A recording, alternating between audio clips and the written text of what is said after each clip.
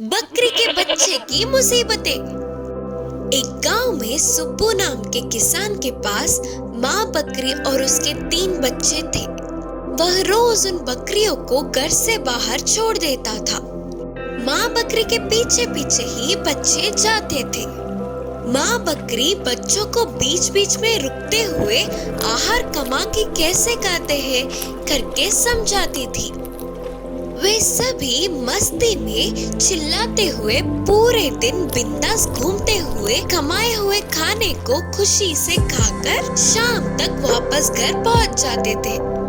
एक दिन सुबह ही मालिक के छोड़ने पर माँ बकरी बच्चों को लेकर आहार के लिए रोड पे चल पड़ी। बच्चे भी खुशी से चिल्लाते हुए माँ के पीछे पीछे चलने लगे। माँ बीच बीच में रुकते हुए हमेशा की तरह खाना खाने के तरीके को दिखाने लगी, लेकिन बच्चे तो उससे बोर होकर अपने छोटे छोटे पैरों से इधर उधर भागने लगे। माँ बकरी के कितना सतर्क करने पर भी बच्चों ने नहीं सुना। आखिर में जोर से डांटने पर रूठ के रुक गए। इतने में एक शैतान बच्ची माँ से विवाद करने लगी। हर रोज तो बता रही हो ना माँ, और कितनी बार बताओगी? हम भी बड़े हो रहे हैं, हमें पता है कि खाना कैसे खाते हैं। बार बार वही बोलती हो, कहीं भी जाने नहीं देती हो, आपके पीछे पीछे ही आने को बोलती हो, हमेशा आपके पास ही रहना होता है। क्यों माँ, हम आजाद नहीं है क्या? गुस्से में पूछा। तब माँ बकरी ने भी गुस्से में जवाब दिया, तुम अभी बच्चे हो, माँ के बातों को सुनना होगा। पास ही जंगल है, कहीं कोई जंगली जानवरों ने तुम लोगों पर हमला कर दिया तो? अगर मेरी बातों को अनसुना किया तो मैं तुम्हें घर में ही छोड़ आऊंगी। अब तुम्हारी मर्जी। बोलकर माँ बकरी ने चेतावनी दी। फिर माँ के बातों को भाव न देते हुए वह शैतान बकरी अकेले ही रोड पार करके दूसरी गली चली गई। ये सब दूर से एक लोमड़ी ने देखा। बस और क्या था, अकेले दिखने वाली बकरी पर तेजी से उछल पड़ी। अचानक इस घटने से चौंकने वाली बकरी थोड़ी दूर भागकर आखिर में एक खुली गेट के घर में घुस के छुप गई। तुझे तो घर से बाहर निकलना ही होगा, हा हा हा। और मेरा आहार तो बनना ही है तुझे। शायद इसमें थोड़ी देर हो जाए, बस और कुछ नहीं।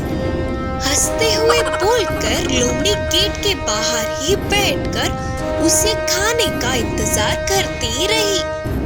तब बेचारी बकरी डर के कांपते हुए बोली, मेरे पास मत आओ, मुझे मत मारो। बोलते हुए गेट के उस पार से गिड़गिड़ाने लगी। लेकिन वही लोमड़ी बोली, अरे ऐसे कैसे छोड़ दूं? हर रोज तुम्हें देख रही थी, कभी तो अकेले मिलेगी ना, तब पकड़ के खाऊंगी करके इंतजार करती रही हूँ। हमेशा तेरी माँ के साथ होने पर मेरी इच्छा कभी पूरी ही नहीं हुई। इतने समय के इंतजार के बाद अकेली मिली हो, ऐसे कैसे छोड़ दूं भैया? बकरी की बच्ची ने मन में सोचा कि उसकी माँ की बात ना मानने पर ही इस स्थिति में है करके रोने लगी। फिर कभी माँ से विवाद नहीं करना चाहिए। अगर तभी माँ की बात सुन लेती तो ऐसे लोमड़ी के हाथ नहीं लगती करके सोची। तभी उस घर के मालिक बाहर आया और गेट के बीचों बीच बैठने वाली लोमड़ी को देख लाठी से एक मारा। इससे लोमड़ी चिल्लाते हुए जंगल में भाग गई। बकरी बार बार बच गई करके सोचकर मन में ही मालिक को धन्यवाद करके जल्दी से माँ के पास पहुंची। तब तक परेशान माँ और बाकी के बकरी उस शैतान बकरी के वापस लौटने पर खुश हुए। फिर पूरी बात जानने पर सारे बच्चों ने कभी माँ से विवाद नहीं किया। मेंढक के शक्ति और सामर्थ्य की कहानी। एक जंगल में एक खरगोश था। वह बहुत ही होशियार था। उसके रहने वाले जगह के पास ही एक तालाब था। उस तालाब में एक मेंढक रहता था। वह हमेशा बहुत ही भयभीत होता था। उससे होने वाले काम भी हिम्मत से नहीं कर पाता था। खरगोश और मेंढक अच्छे दोस्त थे। हर रोज मिलकर गपशप किए बिना उनके दिन का गुजारा ही नहीं होता था। वे दोनों जंगल में मजे से घूमते हैं। तेरे साथ समय गुजारने से खुशी मिलता है दोस्त, करके बोला मेंढक। हाँ, सही कहा। तेरे आने से मुझे समय का पता ही नहीं चलता, बोलकर खरगोश ने जवाब दिया। ऐसे दिन बीतते गए। एक दिन दोस्त के पास जा रहे मेंढक अचानक रास्ते के गड्ढे में गिर गया। इससे वह बहुत डर गया। बचाओ बचाओ, कोई है, बचाओ, बोलते हुए जोर से चिल्लाया। उसी समय में उसका दोस्त का आना देर होने पर खरगोश तालाब के पास चल पड़ा। बचाओ बचाओ बचाओ। रास्ते के बीच उन आवाजों को सुनकर गड्ढे के पास जाकर देखी तो खरगोश को उस गड्ढे के अंदर गिरा हुआ मेंढक दिखा। वह ऊपर की तरफ उछल तो रहा था पर गड्ढे से बाहर नहीं निकल पा रहा था।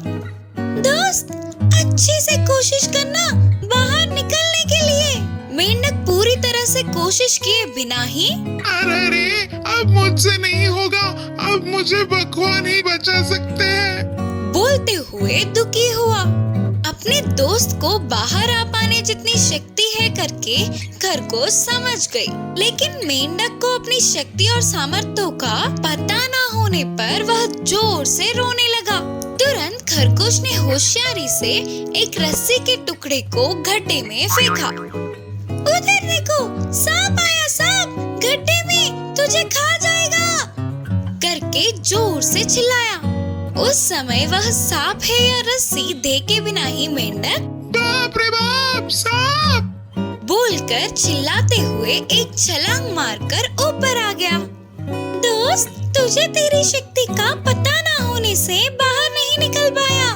सच्चाई ये है कि वह सांप नहीं था बल्कि रस्सी थी, देखना, बोलते हुए खरगोश ने गड्ढे में दिखाया।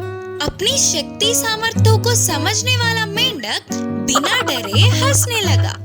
तब से जहाँ भी मौका मिले वहाँ अपनी शक्ति सामर्थ्यों का प्रयोग करने लगा मेंढक। इस कहानी की शिक्षा है कि कभी भी हमारे शक्ति सामर्थ्यों को कम नहीं समझना चाहिए। नाचने वाला बंदर। एक जंगल में एक बंदर था। वह बहुत ही शैतानी था। बाकी के बंदरों से खुद को महान समझता था। हमेशा सभी बंदरों से अपनी तारीफें करवाता था। वह उन सब से महान था ना, तो कभी कभी भीड़ से दूर जंगल में अकेले घूमता था। इसी जंगल में एक बहुत चालाक लोमड़ी थी। वह भोजन के लिए सारे जगहों में घूमती थी। उसका आना देख लोमड़ी के हाथ लगेंगे तो काम खत्म करके बाकी के छोटे छोटे जानवर बच के निकल जाते। इससे वह पेट भर का भोजन खाकर बहुत दिन हो गए। एक दिन खाने के लिए ढूंढ रहे लोमड़ी को बहुत सारे फलों से एक आम का पेड़ दिखा। उन आमों को देखते ही उसे खाने की इच्छा जागी। इस पेड़ के आम बहुत स्वादिष्ट होते हैं करके सबके मुंह से सुना था। आज किसी भी तरह इन्हें खाकर मेरी भूख को बुझाना ही होगा, करके सोची लोमड़ी। लेकिन आम इतने ऊंचाई में थे कि उसको नहीं मिले। फिर भी उछल उछल कर उन आमों को लेने की कोशिश की। कितना उछलने पर भी फल नहीं मिल रहे थे। लेकिन ऐसे स्वादिष्ट एक काम को तो खाना ही है करके दृढ़ निश्चय किया। ऐसे बार बार कोशिश करती रही। इस लोमड़ी को देख पेड़ पर बैठा शैतान बंदर गिर गिर के हंस पड़ा। उस बंदर को देखते ही लोमड़ी को एक चाल सूझी। ओ मेरे सुंदर सा प्यारा सा बंदर दोस्त, तुम्हें ना देखने वाले इन हाके किस बात की, और तुम्हारी तारीफें ना करे तो ये मुंह किस काम का, बोलते हुए शुरू किया। पहले से ही तारीफों से फूलने वाला बंदर लोमड़ी की बातों से और उबर गया। तुम्हारे चलने से ही मोर नाचना सीखेगी। तुम चलने से अच्छा उस पेड़ पे नाचोगे तो उसकी सुंदरता एक अलग ही बात होगी। मुझे तुम्हें पेड़ पर नाचते हुए देखना है। करके लोमड़ी के बोलते ही वह बंदर खुशी से उस पेड़ पे इधर उधर उछलने लगा। इससे बहुत सारे आम नीचे गिरे। लोमड़ी की खुशी का ठिकाना ही न रहा। उन सारे फलों को टोकरी में डालकर बोली, अरे ओ टेढ़ी बंदर, तेरी पागल को देख नहीं पा रहे हैं, बस कर अभी। बोलते हुए और 4 बातें सुनाकर उस फलों के टोकरी को लेकर उधर से झट से भाग गई लोमड़ी। अचानक घटित इस घटने से शैतान बंदर चौंक गया। इस कहानी की शिक्षा है कि तारीफों से उबरना नहीं। बुद्धिमान विकास। एक गांव में अनुषा और विजय नाम के दोनों पति पत्नी थे। वे दोनों ने अच्छे से पढ़ा। उनके विकास और निकास नाम के दोनों बेटे थे। विकास 8 साल का था तो निकास 3 साल का था। उन दोनों में विकास बुद्धिमान था। वह अपनी माँ की हर बात को अच्छे से सुनकर उसका गहरा विचार करके सवाल पूछता हुआ अपने डाउट्स को क्लियर करता था। ऐसे विकास जितना बुद्धिमान था उतना ही शैतान भी था। अपने छोटे भाई निकास को हमेशा रुलाता था। एक दिन विकास स्कूल से वापस आकर बोला, माँ, मुझे पैसे दो ना, मैं कुछ खरीदूंगा। तब उसकी माँ ने विकास को 10 रुपए देकर कहा, ये लो 10 रुपए, छोटू और तू शॉप जाके कुछ खरीद लो। फिर दोनों भाई शॉप जाते हैं। आंटी, मेरे छोटे भाई के लिए एक चिक्की और मेरे लिए एक बिस्किट पैकेट दो। तब शॉप आंटी ने विकास के मांगी हुई सारी चीजें देकर हाथ में 4 रुपए दिए। अरे, और 4 रुपए बच गए, मैं इनसे और क्या खरीदूं? आंटी, इन 4 रुपयों से 2 मिठाई दे दो। करके बोलकर उन्हें लेकर बाहर आके, छोटू, तू ना चिक्की खा। ठीक है भैया। बोलकर निकास उस चिक्की को धीमे धीमे चाटते हुए थोड़ा थोड़ा चबाकर खा रहा था। ये सब उनकी माँ घर से देख रही थी। ऐसे निकास की चिक्की कितनी देर खाने पर भी खत्म ही नहीं होती। इतने में विकास बिस्किट पैकेट के सारे बिस्किट्स खा लेता और मिठाई भी एक खाकर बस दूसरा खाने ही वाला था। ये क्या विकास, अपने छोटे भाई को 1 रुपया दिलाकर तूने सारे रुपए खरीद लिए? ये गलत बात है ना? माँ, छोटू को ब्लड नहीं है करके डॉक्टर ने कहा था ना, और चिक्की खाने से तो ब्लड आता है, इसीलिए छोटू को मैंने चिक्की दिलाया। बोलकर विकास ने अपनी बुद्धि से जवाब दिया।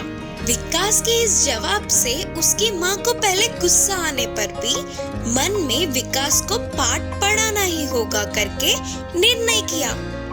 एक दिन अनुषा गुड़ की मिठाई बना रही थी।